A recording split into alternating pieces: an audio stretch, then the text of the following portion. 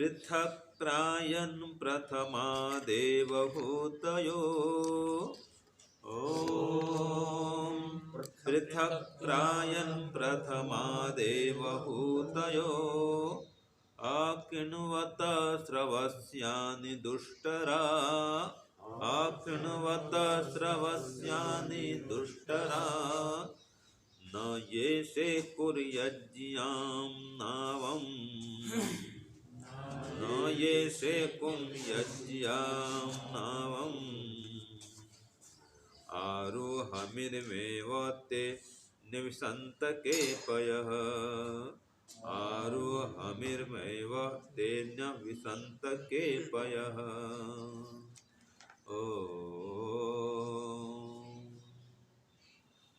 हे ईश्वर, हम यह पठन पाठन आपको प्राप्त करने और कराने के लिए साधन के रूप में करने जा रहे हैं। इस कर्म को और इसके कर्म फल को भी आपको अर्पित करते हैं। ओम शांति शांति शांति। सबको सादर। आज का जो मंत्र है ऋग्वेद और अथर्ववेद दोनों में आया हुआ यह मंत्र है। इसमें कहा है यज्ञमयी नौका। ठीक है जी। तो ये यज्ञमयी नौका जो है भव सागर से पार कराती है। तो कौन लोग इसमें सवार होते हैं यज्ञरूपी नौका में, और कौन लोग सवार नहीं हो पाते। कौन लोग भवसागर से पार हो जाते हैं और कौन लोग भवसागर में डूब जाते हैं। तो इस पर कुछ चर्चा करेंगे। जैसे इसमें कहा प्रथमाः देवहूतयः, जो प्रथम प्रकार के या विस्तृत ज्ञानी लोग होते हैं। प्रथम प्रकार के माने प्रथम कोटि के, उच्च कोटि के ज्ञानी होते हैं, है ना। और देवहूतयः दिव्य गुणों का आह्वान करने वाले होते हैं, दिव्य गुणों को धारण करने वाले होते हैं। कितना अच्छा देखो, जो व्यक्ति दिव्य गुणों का आह्वान करते हैं, दिव्य गुणों को धारण करते हैं, प्रथम कोटि के मनुष्य होते हैं। जैसे आजकल देखते नहीं नौकरी में एक वो होता है ग्रेड, ये फर्स्ट क्लास ऑफिसर है, ये सेकंड क्लास ऑफिसर है, होता है ना, क्लास 1 क्लास 2। ठीक है जी। प्रथम वर्ग का अधिकारी, द्वितीय वर्ग का या कर्मचारी, ये सामान्य होता है। तृतीय वर्ग के कर्मचारी ये सामान्य अध्यापक आदि होते हैं। ठीक है। फिर चतुर्थ जो प्यून आदि होते हैं, चपरासी होते हैं ना जी, वो कौन होते हैं, चतुर्थ वर्ग के कर्मचारी होते हैं।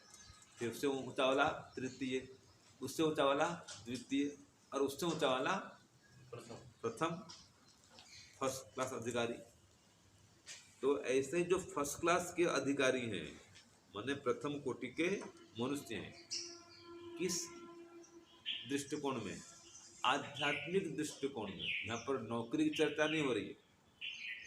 प्रथम कोटि के मनुष्य माने कोई प्रथम अधिकारी नहीं, यहाँ पर उच्च कोटि का तत्वज्ञानी, इसकी बात हो रही है। वो प्रथम कोटि का मनुष्य होता है। तो ऐसा जो तत्वज्ञानी है, विस्तृत ज्ञानी है, वो देवों को, ठीक है, पसंद करता है, अर्थात दिव्य गुणों को पसंद करता है, दिव्यता को धारण करता है। तो ऐसे जो लोग हैं, तत्वज्ञानी लोग हैं, विवेक ज्ञानी हैं, विवेक विज्ञानी हैं, ये लोग पृथक प्रायन, देखो ये इस संसार से पृथक मार्ग से, हाँ जी, जो सांसारिक मार्ग है इससे पृथक पृथक चलते हुए, और किसमें चलते हुए, प्रायन प्रकृष्ट मार्ग में चलते हुए वे परम लोक को, परम पद को, मोक्ष लोक को जा पहुंचते हैं। ठीक है। तो प्रकृष्ट मार्ग से माने श्रेय मार्ग से। ठीक है जी। जो उत्कृष्ट मार्ग है, श्रेय मार्ग है, उस श्रेय मार्ग में चल करके वो जो तत्वज्ञानी हैं, विवेक विज्ञानी हैं, ये लोग मोक्ष लोक को प्राप्त कर लेते हैं, परम पद को प्राप्त कर लेते हैं। और क्या करते हैं वो लोग? दुष्टरा श्रवस्यानि, बड़े बड़े दुष्टर माने कठिनता से प्राप्त होने योग्य, श्रवस्यानि ज्ञान और ऐश्वर्य को अकृणवत प्राप्त कर लेते हैं। आपने सुना है दुर्ग? दुर्ग माने क्या होता है? हाँ जी, किला। जिस पर चढ़ना दुष्कर हो वो दुर्ग कहलाता है। दुर्ग माने जिला, स्थान नाम भी दुर्ग है। छत्तीसगढ़ में दुर्ग एक जिला है, एक शहर है। हाँ जी, किसका नाम पड़ा होगा? किला, जहाँ पर किला हो तो दुर्ग बोलते हैं। वह नगर चारों ओर से किला से सुरक्षित है तो दुर्ग। ठीक है जी। इससे बना है दुर्गा भी। दुर्गा भी परमात्मा की एक नाम है। किस अर्थ में? दुर्गा नाम क्यों परमात्मा का? क्योंकि उनको प्राप्त करना इतना आसान नहीं है, कठिन है, दुष्कर है, सरल नहीं है। जैसे दुर्ग पर चढ़ना कठिन है, ऐसे ही दुर्गा परमात्मा को प्राप्त करना कठिन है। इस अर्थ में परमात्मा को भी दुर्गा कह सकते हैं। ठीक है जी। तो ऐसे जो लोग हैं बहुत ही दुष्कर, दुस्तर है ना, ज्ञान और ऐश्वर्य को प्राप्त कर लेते हैं। दुष्कर माने आसानी से प्राप्त जो होता नहीं है, कठिनता से प्राप्त होने योग्य ज्ञान को भी ऐश्वर्य को भी वे लोग प्राप्त कर लेते हैं। और वे ज्ञान रूपी नौका पर आरूढ़ होते हैं, सवार होते हैं। पहले आगे था ना तत्वज्ञानी, प्रथम कोटि के विवेक विज्ञानी जो तत्वज्ञानी होते हैं, वे लोग इस प्रकार से प्रकृष्ट मार्ग से, उत्कृष्ट मार्ग से, श्रेय मार्ग से आगे बढ़ते हुए अपने लक्ष्य को प्राप्त कर लेते हैं और बहुत ही दुष्कर ज्ञान और ऐश्वर्य से युक्त होकर के जीवन को सफल कर लेते हैं। लेकिन जो ऐसा नहीं कर पाते हैं, इसमें कहा ये यज्ञाम नावम आरोहम न शेकु, जो इस यज्ञ रूपी नौका पर चढ़ने में समर्थ नहीं होते, नहीं चढ़ पाते, न शेकु समर्थ नहीं होते, इस यज्ञ रूपी नौका पर चढ़ने में जो समर्थ नहीं हो पाते, अर्थात श्रेय मार्ग में चलने में जो समर्थ नहीं हो पाते, जो विवेक विज्ञानी नहीं हो पाते, जो प्रथम कोटि के मनुष्य नहीं बन पाते, तो वे लोग ते के पयः, वे कुत्सित आचरण वाले हो जाते हैं। के पयः, ठीक है, माने कुत्सित आचरण वाला।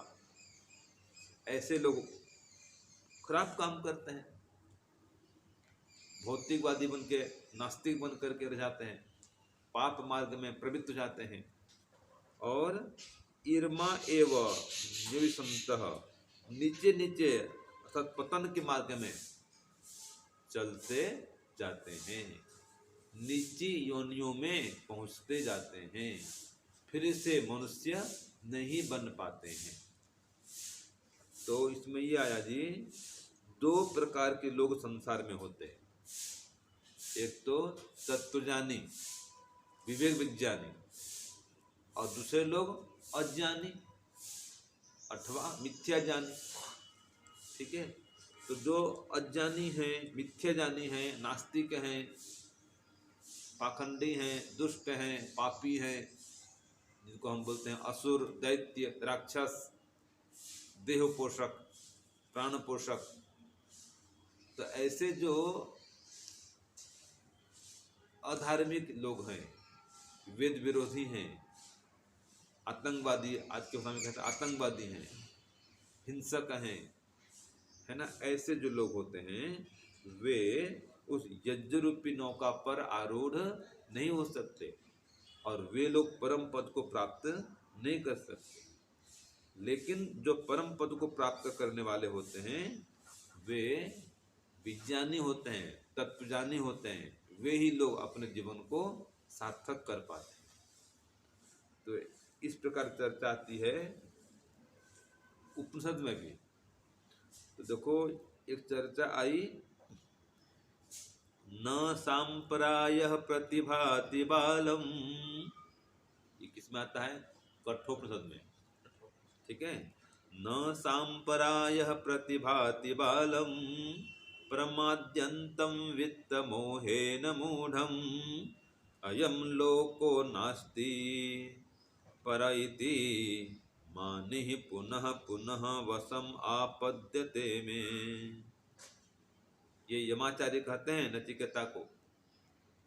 यमाचार्य क्या कह रहे हैं नचिकेता को कि न सांप्रायः प्रतिभाति बालन, जो बाल माने मूर्ख होता है, अज्ञानी होता है, ठीक है, उसको ये विवेक, विज्ञान, तत्वज्ञान, योग, यज्ञ, ध्यान, उपासना, आध्यात्मिक क्रियाकलाप, ये उनको न प्रतिभाती, अच्छा नहीं लगता है, ठीक है। जो आध्यात्मिक क्रियाकलाप है, यज्ञ है, ध्यान है, उपासना है, वेद का पठन पाठन है ना, दर्शन शास्त्र का अध्ययन आदि आदि, जो आध्यात्मिक मार्ग में चलना है, आध्यात्मिक कर्मों का अनुष्ठान करना है, उनको अच्छा नहीं लगता है। तो क्या करते हैं लोग? प्रमाद्यंतम वित्त मोहेन मूढ़म, वो तो ये वित्त के मोह में, वित्त माने धन, धन संपत्ति के मोह में मूढ़ता पूर्वक लगे रहते हैं। प्रमाद्यंतम, प्रमाद पूर्वक चलते रहते हैं, प्रमादी बन के चलते रहते हैं। तो आलस्य में, प्रमाद में, भोग में, विलास में, पैसे पैसे पैसे पैसे, इसमें विचरते हुए पैसा ही उनका लक्ष्य हो जाता है। तो ऐसे जो बाल लोग हैं, बाल माने यहाँ पर लेंगे मूढ़, तो ऐसे लोग उस परम पद को प्राप्त नहीं कर सकते। तो उनके लिए क्या होता है? अयम लोक को नास्ति पर इति मानी। तो कितना स्पष्ट कर दिया कि यही लोग सब कुछ है भाई, और कोई परलोक नहीं है। ऐसे जो मानने वाले हैं अयम लोक को, ये लोग ही सब कुछ है, नास्ति पर इति, और कोई परलोक नहीं है, इति मानी, जो ऐसे मानने वाले होते हैं वे पुनः पुनः वशम आपद्यते में, कि पुनः पुनः मेरे वश में आते हैं, मृत्यु के वश में आते हैं। तो ऐसे जो लोग हैं बार बार जन्म और मरण के चक्र में घूमते रहते हैं, भ्रमण करते रहते हैं, और नीची नीची योनियों में जाते रहते हैं। तो जो तत्वज्ञानी होता है वो तो जाता है मोक्ष में, वो विवेक विज्ञानी है, विवेक ज्ञान से युक्त है। जो मिथ्या जानी है, अज्ञानी है, जिसको कहा बालम, मूढ़ है, बालक समान व्यवहार करता है, कोई पता नहीं धर्म कर्म का। बालक माने उसको पता नहीं है, दिन भर खेलने में कूदने में लगा होता है। देखा हुआ आपने, छोटे छोटे बच्चे कैसे होते हैं, खेल कूद में पूरा इनका दिन बीत जाता है। ऐसे जो आध्यात्मिक ज्ञान विज्ञान से रहित व्यक्ति हैं, दिन भर सांसारिक क्रियाकलाप में जीवन को व्यतीत करते रहते हैं। तो ऐसे लोग उसको प्राप्त नहीं कर सकते, उस परम पद को। तो एक जगह और आया, यस्तु अविज्ञानवान भवति, जो व्यक्ति अविज्ञानवान है माने तत्वज्ञान से रहित है, ठीक है, और अमनस्कः सदा अशुचि, जो व्यक्ति अमनस्क है, उसका मन प्रसन्न नहीं रहता है, मन में मलिनता भरी होती है, मन में शुद्धता नहीं होती, तो का सदा अशुचि, जिसका मन, जिसका आचरण अशुद्ध रहता है। तो जो तत्वज्ञान से युक्त नहीं है, अविज्ञानवान है, मिथ्या ज्ञानवान है ना, उसका मन पवित्र नहीं है, एकाग्र नहीं है, प्रसन्न नहीं है, सदा अशुचि से युक्त है, अशुद्ध मन वाला है, अशुद्ध आचरण वाला है। तो कहा न स तत्पदम आपनोति, वह व्यक्ति उस परम पद को प्राप्त नहीं कर सकता। हाँ जी, कितना स्पष्ट है, न स तत्पदम आपनोति। तो जो अविज्ञानवान है माने मिथ्या ज्ञानवान है, वो उस परम पद को प्राप्त नहीं कर सकता। तो किसको प्राप्त करता है? संसारम च अधिगच्छति, वो संसार को प्राप्त करता है, अर्थात बार बार जन्म और मरण के चक्र में पड़ते रहता है, आते रहता है। इससे उल्टा यस्तु विज्ञानवान भवति, जो विज्ञानवान होता है, माने तत्वज्ञान से युक्त होता है, और समनस्कः, प्रसन्न मन वाला होता है, पवित्र मन वाला होता है, एकाग्र मन वाला होता है, और सदा शुचि ही, हाँ जी क्या कहा इसमें, सदा शुचि, सदा शुद्ध आचरण से युक्त होता है, अशुद्ध आचरण वो नहीं रखता, नहीं करता। तो स तो तत्पदम आपनोति, क्या इसका अर्थ हुआ जी रविंद्र जी? स नहीं, स तू, वह तो निश्चित रूप से उस पद को प्राप्त करेगा। कौन? यह विज्ञानी अस्ति। हाँ, जो विज्ञानवान, यस्तु विज्ञानवान भवति, समनस्कः भवति, और सदा शुचि भवति, सदा शुद्ध आचरण वाला होता है, प्रसन्न मन वाला होता है, एकाग्र मन वाला होता है, तत्वज्ञान से युक्त होता है, ऐसा व्यक्ति स तु तत्पदम आपनोति, कितना सरल है, उसके परम पद को प्राप्त कर लेता है। और यस्मात् भूयो न जायते, कितना स्पष्ट कर दिया, यस्मात् भूयो न जायते, कि फिर से वो जन्म लेता नहीं है, जिस पद को प्राप्त करके फिर वो जन्म लेता नहीं है। स्पष्ट हो गया ना भाई? तो दो प्रकार के लोग संसार में होते हैं, एक तो मिथ्या जानवान अज्ञानी, दूसरा तत्व जानवान अर्थात विज्ञानी। तो दोनों का यहाँ पर उदाहरण दिया गया है।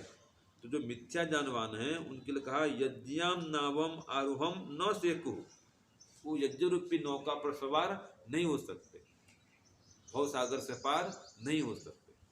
और जो तत्वज्ञानी होते हैं वे लोग पार हो जाते हैं भव सागर से, प्रकृष्ट मार्ग में चलते हैं, दिव्य गुण से युक्त होते हैं, तो वो आदर्श पथ पर चलते हैं।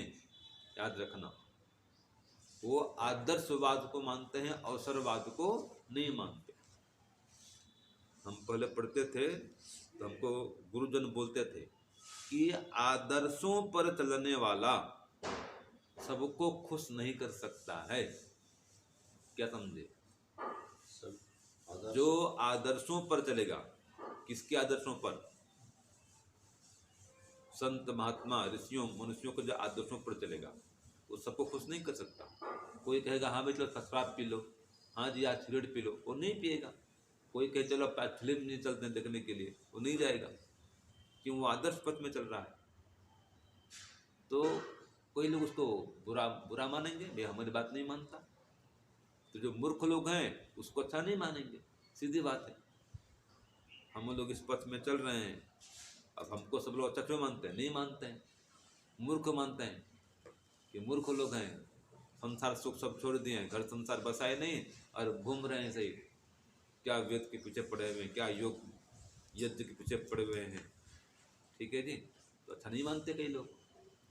तो देखो जिसके जीवन में विकल्प है, देखिए विशेष बात है ये, जिसके जीवन में विकल्प है वह उन्नति प्रगति नहीं कर सकता, वो परम पद की प्राप्ति नहीं कर सकता। क्या इसका मतलब हुआ जी संतोष जी? जिसके जीवन में विकल्प है, जिसके जीवन विकल्प है वो परम पद की प्राप्ति नहीं कर सकता। बात तो दी ना, पर परम पद को प्राप्त करते हैं। तो कौन परम पद को प्राप्त करते हैं? जिसके जीवन में विकल्प नहीं होता है। इसका मतलब क्या हुआ? करना है तो करना है, सुबह शाम ध्यान विकल्प रहित संकल्प। हाँ, विकल्प रहित संकल्प होना चाहिए। ठीक है, तो जिसके जीवन में विकल्प रहित संकल्प है कि ऐसा करना है तो करना है, विकल्प कुछ नहीं।